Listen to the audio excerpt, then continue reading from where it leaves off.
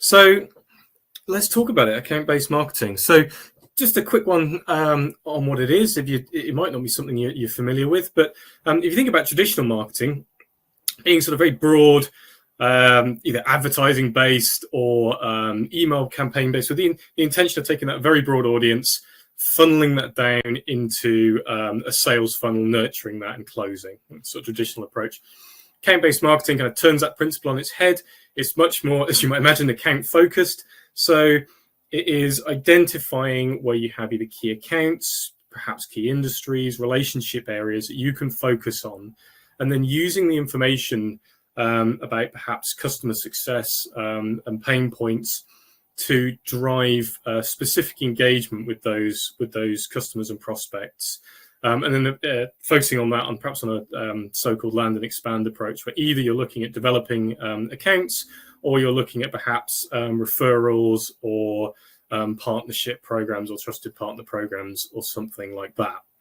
So when you're doing account-based marketing, it's really key that you are able to, one, see the information that is critical about that account, and two, understand all the touch points that have been going on from either a sales point of view or a marketing point of view. Okay. Why is that important? Why is that important? So you may have heard this or seen something similar to this, but nothing new. And buyer journey has changed, and we saw that come from B2C first, and now very much so in B2C as well. How has it changed? Well, we're definitely seeing more engagement, perhaps from maybe a sales perspective, either early up front, and maybe a continued engagement from a marketing perspective throughout the buyer journey. I'll give you an example of that. An early sales touch point might be social selling through LinkedIn. A late funnel marketing touch might be perhaps a targeted automated marketing campaign that's in a specific area, or marketing outreach that's in a specific area. So you're going to get these touch points throughout the relationship, and important to align your sales and marketing teams and align your visibility of data and reporting. So that's why it's so important. I'm going to be talking about 4 different areas. So how can you manage account-based marketing? And this can be really simple, by the way. I'm going to talk about, I am going to draw examples back to CRM and how you can use your CRM to manage and accelerate account-based marketing. I am going to talk quite high level here, because no two businesses are the same. So I'm going to talk about principles. But if you are sitting there thinking, well, how does that apply to me or my business? Please do reach out. Either just ask a question in the chat or get in contact with me afterwards. I'll pop my LinkedIn details in here as well. I'm delighted to have a conversation in a bit more detail about how your business can manage ABM. So the 4 areas are, number 1, get your data in order. So what does that look like? How are you capturing it? How are you reporting on your data? Number 2, define your account-based marketing strategy and understand how your CRM and processes can support that. Number 3, I'm going to talk about sales and marketing alignment. I'm going to use that phrase a lot in this session and tell you about some of our experiences and our customers' experience. And thirdly, I'm just going to talk about content and engagement, because a lot of it is focused around sort of omni-channel engagement. Okay, just going to move us on here. So let's talk about it. So number 1, get your data in order. And number 1 is absolutely know your customers. Why is this important? ABM, account-based marketing, is a more time-intensive approach than broad funnel marketing. It does involve nurturing trusted relationships, so perhaps more one-to-one phone calls, more emails, more relationship development within a organization, perhaps getting engaged with more individuals. So you want to make sure you're not wasting your time. So you need to know which types of customer are successful. It might sound obvious, but it could be industries, maybe regions. Are there any common pain points? How are your customers? What does customer success look like for your customers? How are they taking advantage of your products? How are they taking advantage of your services? And ultimately, what's the return on investment that you are seeing back down that journey? So that might look like looking at, perhaps in a simple terms, sales figures, but being able to attribute that back to particular maybe pain points or challenges. Again, that doesn't have to be super complex. You could simply have maybe a field to record an industry, or maybe some way of recording pain points, or maybe a way of defining customer success, just so you can actually report, filter, use your CRM data as a knowledge base for targeting your account-based marketing approach, either with existing customers or with prospects. Move this on. So what does your strategy look like? The next thing, once you sort of understand your data, is to talk about what your strategy looks like. So typically this is going to go something like understand the audience, decide what your goals are, trigger the engagement, and then have a way of reporting on this. Your account-based marketing might be customer focused, in which case you might be using your CRM data to track key relationships.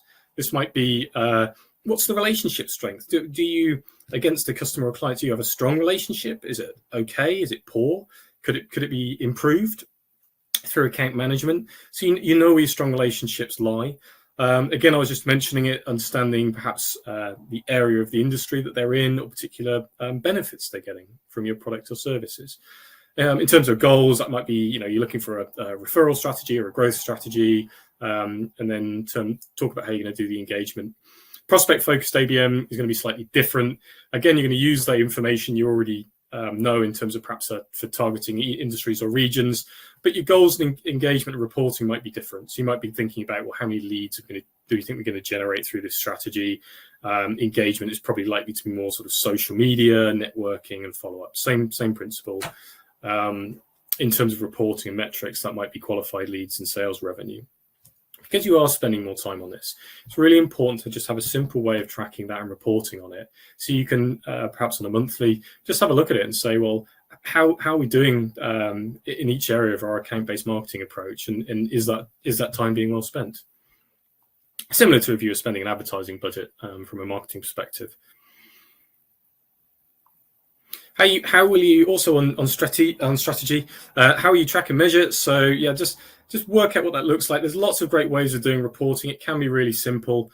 Make sure you build that in so you are coming back to it at the end and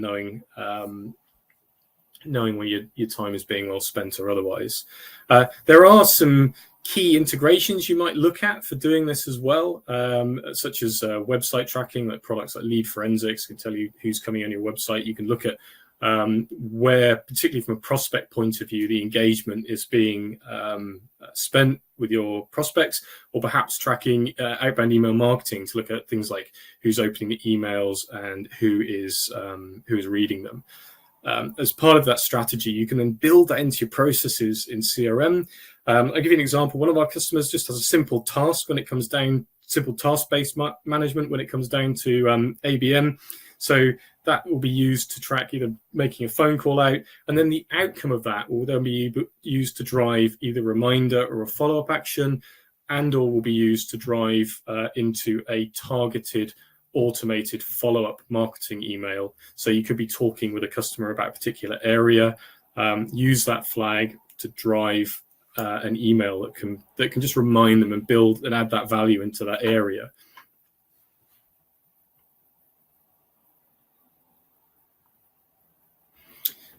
Point number 3, sales and marketing alignment. I touched on this at the beginning, talking about how the buyer journey has changed, and what does that look like in terms of combining sales or aligning sales and marketing, I should say. Why is it so important?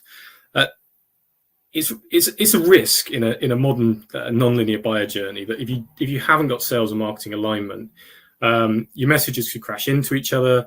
It's very likely in an ABM journey, in a positive ABM journey, you may not be just speaking to one individual at a prospect or a client. You could be talking to a multitude of contacts. So in a true B2B CRM, you're going to have an account or a customer or a prospect, and underneath that, there could be multiple contacts.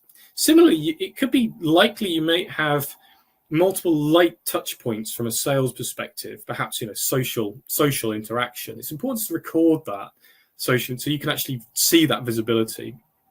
And also from a marketing perspective, you might be sending emails out or having perhaps targeting advertising campaigns. And it's important that sales know what marketing are doing and marketing know what sales are doing. How do you do that? Here's 4 things we have done and some of our customers have done. So number 1 is have some form of combined communication or meetings. For us, that looks like a bi-monthly sales and marketing meeting where you can talk about your sales and marketing strategies. So you can share your strategies and then say, this is what we're doing at the moment. What does that look like from a sales perspective? What does that look like from a marketing perspective? And then you can combine that and everyone's on the same page. The second thing I recommend, and again, this is something we did, is have an up-to-date social strategy. It is very important in most B2B areas now to have a social presence. Because a lot of account-based marketing is building and fostering trust, it's really important that social presence is human. So it's not just like the company account that you're on LinkedIn or Twitter or perhaps sometimes Facebook.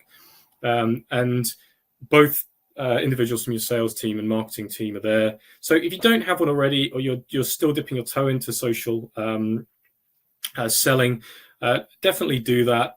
We created a social media action group. We called it the SMAG group a few years ago, and we just used it as a springboard for ideas for social engagement. We tried stuff out, worked out what was working, what was not working. We didn't want to fall into that social selling trap of just like sending cookie cutter messages and that kind of thing.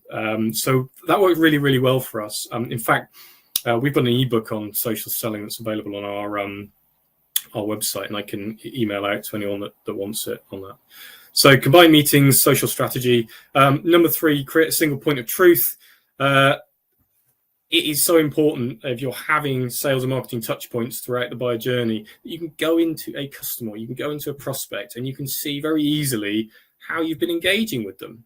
Again, that could be something simple like just a string of notes. Like these are the sales touch points we had. Maybe some automated tracking from your website saying this is the pages the customer's been looking at. Perhaps an area that shows the emails that have been sent and maybe the emails they've engaged in. So when you're having a conversation, when you're building the relationship, you can just see all that information, and a lot of that can be fully automated. So it takes a lot of the time away from you. And if you've got different departments for sales and marketing, as many businesses will, having that information in a single point, one piece of software or at least integrated software, is going to make it much easier. It's going to save you time. It will prevent that risk of colliding. And the 4th one I kind of covered already, which is just aligning your processes here so that if you have a linear or a strong ABM process, I should say, built into your CRM, everyone knows what it is. Same with any CRM implementation. Make sure everyone knows what the processes are. Make sure they're in CRM and they're actually supporting you. So building in things like automation, making sure there's fields in there for recording information, making sure everyone knows what it is and how it works. Number 4. So thinking about your content engagement strategy. So account-based marketing, obviously some people call it fishing with spears. It's more targeted. So think about content and engagement. So there are some key principles you could apply here through CRM. So sales enablement and sales automation are probably the 2 main ones. So sales enablement would be looking at your content that you might share, your communications that you might have, the key messages, and working at either template those into CRM or have a way of triggering putting links in, to that information. And not because you want to just have cookie cutter messages that you're going to send the same message to everyone, but just save the sales team the time of having to think, okay, well, it's this type of thing, so I need to go and write another email that's the same, similar to the one I wrote last week. If you can power sales enablement with easy access to relevant content, you're going to save your team a lot of time. In terms of sales automation, I sort of touched on it before. Anything where you think, well, I'm going to do this, perhaps a call, and then I'm going to do a second call, or maybe I'll do if there's a positive outcome from that, we'll include someone in an email campaign. Anything you can define in terms of a logic tree like that, absolutely build that in as an automated process. That's going to save you time. Again, it just allows people to work from simpler lists in there. So a strategy might look like this. So define your audience.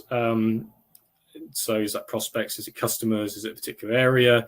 identify those pain points or the value proposition, work out what your messages are going to be or what your engagement's going to be there, and so either create some basic templates or create some specific bits of content you can use to support your message, and then create either a campaign to manage that, or tasks, or some way that you can track and run through and work out how and when you're engaging with that audience.